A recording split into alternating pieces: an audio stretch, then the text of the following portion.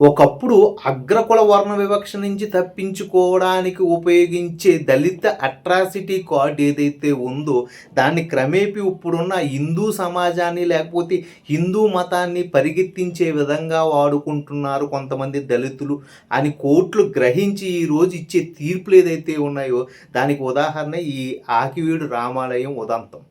దీని మీద రఘురామకృష్ణరాజు గారు గట్టిగా పోరాడి 100 ఏళ్ల నాటి ఆకివీడు రామాలయం యొక్క డాక్యుమెంట్స్ని తీసుకొచ్చి సబ్మిట్ చేసి కోర్టులో అయితే మాత్రం అతను కేసు గెలిచాడు అని చెప్పడానికి ఈరోజు రామాలయానికి ఆయన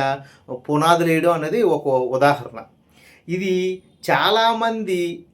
టీవీల్లో కానీ శాటిలైట్ మీడియాలో కానీ మాట్లాడుతూ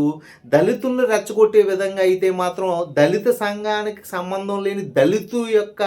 రిజర్వేషన్ కార్డు వాడుకుని ఈరోజు పెద్ద పెద్ద పొజిషన్లో ఉన్న వాళ్ళు చాలా గొప్ప గొప్ప తప్పుడు మాటలు మాట్లాడుతున్నారు. దీనికి ఒకే ఒక ఉదాహరణ, ఈ భారతదేశంలోకి అన్య మతస్థులు కానీ లేకపోతే ముస్లిం మతస్థులు కానీ లేకపోతే వేరే మతస్థులు ఏది రానప్పుడు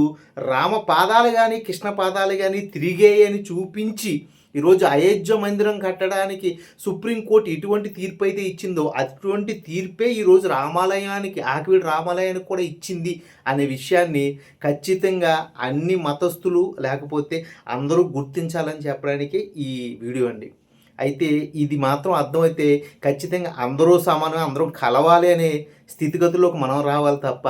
ఈరోజు దాన్ని తప్పుగా ఊహించుకుని గతంలో బ్రిటిషోడు చెప్పిన ఈ పేపర్ స్టేట్మెంట్లని నమ్మి ఈరోజు మతాల పరంగా విడిపోయిన మన ఇండియన్ జనాభా ఏదైతే ఉందో అది ఇంకా అగ్గి రాసేసిన చిచ్చులాగా ముందుకెళ్ళిపోతుంది.